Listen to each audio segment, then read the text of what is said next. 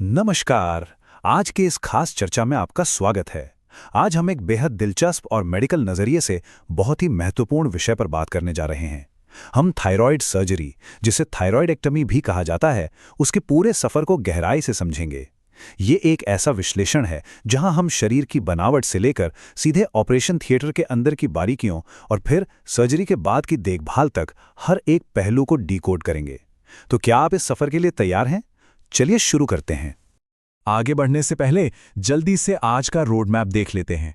हम इन 6 मुख्य पड़ावों से गुजरेंगे। पहला, थायराइड ग्रंथि को समझना। दूसरा, सर्जरी के कारण। तीसरा, सर्जिकल विकल्प। चौथा, ऑपरेशन थिएटर के अंदर का दृश्य। पांचवां, रिकवरी और जटिलताएं। और अंत में सर्जरी के बाद की जिंदगी। तो चलिए शुरुआत करते हैं पहले हिस्से से, थायराइड ग्रंथि, जो हमारे शरीर का एक तितली के आकार का इंजन है। अब सबसे पहले एक बेसिक सवाल, थायराइडेक्टमी आखिर है क्या? सीधे शब्दों में कहें तो सर्जरी के माध्यम से थायराइड ग्रंथि के एक हिस्से या फिर पूरी ग्रंथि को ही शरीर से बाहर निकाल देना। बस यही इसकी स्पष्ट परिभाषा है, जिसे आधार मानकर हम आगे की चीजों को समझेंगे। आप इस ग्रंथि को अपने शरीर का इंजन या कंट्रोल सेंटर मान सकते हैं। ये गले के बिल्कुल सामने होती है और दिखने में एकदम किसी तितली जैसी लगती है। ये ग्रंथि जो हार्मोन बनाती है ना, वो हमारी रोजमर्रा की सेहत के लिए बेहद जरूरी है। हमारा मेटाबॉलिज्म कैसे काम करेगा, शरीर का विकास कैसे होगा, ये सब कुछ इसी छोटे से तितलीनुमा इंजन के कंट्रोल में होता है। लेकिन यहाँ एक बहुत बड़ी चुनौती है, और वो है इसका आस पड़ोस। गर्दन का ये हिस्सा सच में बहुत भीड़-भाड़ वाला होता है। ग्रंथि के 2 लोब होते हैं, दायां और बायां, जो इस्थमस नाम के एक हिस्से से जुड़े होते हैं। पर इसके ठीक बगल में श्वास नली है, भोजन नली है, हमारी आवाज को कंट्रोल करने वाली बेहद नाजुक नसें हैं, कैल्शियम को संभालने वाली पैराथायरॉयड ग्रंथियां हैं और खून सप्लाई करने वाली बड़ी धमनियां हैं।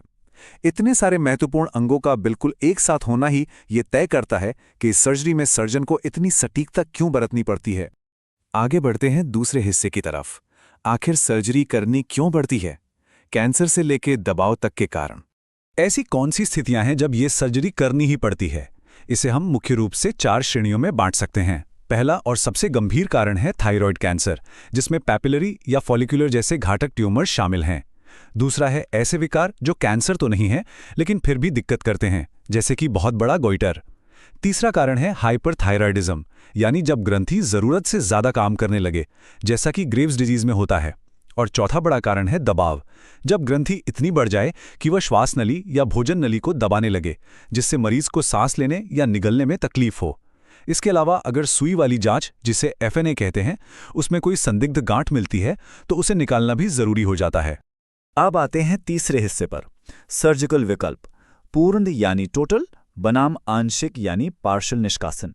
तो यहाँ सबसे बड़ा फैसला ये होता है कि पूरी ग्रंथि निकालनी है या सिर्फ उसका एक हिस्सा।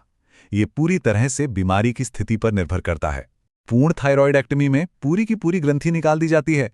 ये कैंसर के मामलों में सबसे सही रहता है, क्योंकि इससे बीमारी के दोबारा आने का खतरा काफी कम हो जाता है।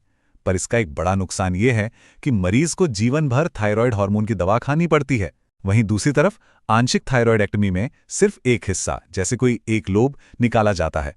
छोटी या बिना कैंसर वाली गांठों के लिए ये एकदम परफेक्ट है, क्योंकि इसमें मरीज जीवन भर दवा खाने से बच सकता है।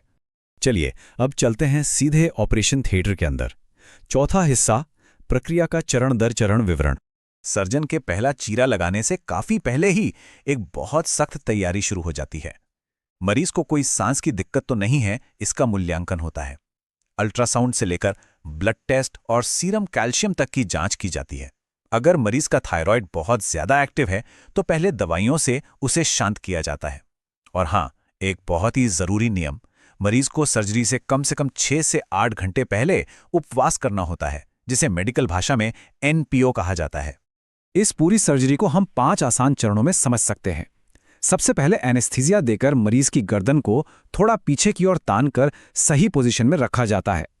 फिर निचली गर्दन पर एक सीधा चीरा लगता है। इसके बाद शुरू होता है सबसे नाजुक काम, स्किन और मसल्स को बहुत सावधानी से हटाकर आवाज की नसों और पैराथायरॉयड ग्रंथियों को बचाना। जब रास्ता बिल्कुल साफ हो जाता है तो खराब हिस्से को निकाल लिया जाता है और अंत में खून के बहाव को रोककर जरूरत पड़ने पर एक ड्रेन पाइप लगाकर सफाई से टाँके लगा दिए जाते हैं।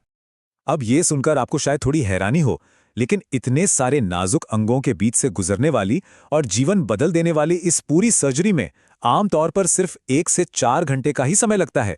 सच में ये आज के समय के सर्जनों की महारत का एक अद्भुत सबूत है।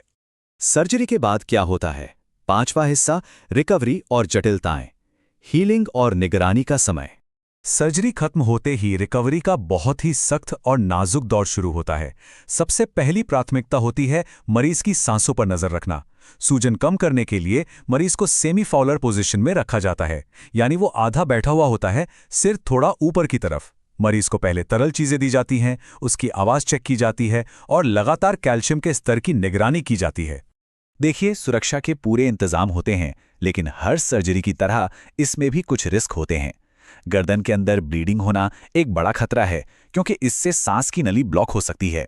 अगर गलती से आवाज की नस छिल जाए तो आवाज बैठ सकती है, और अगर सर्जरी के दौरान कैल्शियम को कंट्रोल करने वाली पैराथायरॉयड ग्रंथियां बाहर आ जाएं तो शरीर में कैल्शियम तेजी से गिर जाता है। इसके लक्षण क्या हैं? होंठों या उंगलियों में झुंझुनी महसूस होना या मांसपेशियों में ऐंठन। मेडिकल भाषा में इसे छुओस्टेक या ट्रूसो साइन कहते हैं। बस इन्हीं चीजों को तुरंत पकड़ने के लिए इतनी सख्त निगरानी रखी जाती है। और अब आते हैं आखिरी और छठे हिस्से पर, सर्जरी के बाद का जीवन, दीर्घकालिक स्वास्थ्य और देखभाल। अगर पूरी थायराइड ग्रंथि निकाल दी गई है तो जाहिर है शरीर अपने आप हार्मोन्स नहीं बना सकता। इसीलिए मरीज को यह समझाया जाता है कि अब से उसे रोजाना लेवोथायरॉक्सिन नाम की एक गोली खानी होगी। घाव की सही देखभाल और इस एक गोली के नियमित सेवन से ही सर्जरी का असली मकसद पूरा होता है। ये सिर्फ एक छोटी सी गोली शरीर के पूरे मेटाबॉलिज्म को बिल्कुल वैसे ही चलाती है जैसे आपका असली थायराइड चलाता था। इस पूरी चर्चा के अंत में जरा इस बात पर गौर कीजिए, क्या ये अपने आप में किसी चमत्कार से कम है? हमारे शरीर का पूरा कंट्रोल सेंटर, वो जटिल इंजन जिसे हमने शुरुआत में देखा था, आधुनिक विज्ञान ने उसे इतना आसान बना दिया है कि एक छोटी सी दैनिक गोली उसकी पूरी तरह से जगह ले सकती है। यह सच में मानव शरीर की ढलने की क्षमता और विज्ञान की तरक्की का एक बेहतरीन उदाहरण है। आज के इस विश्लेषण का हिस्सा बनने के लिए आपका बहुत बहुत धन्यवाद। ऐसे ही सीखते रहिए और अपनी जिज्ञासा बनाए रखिए।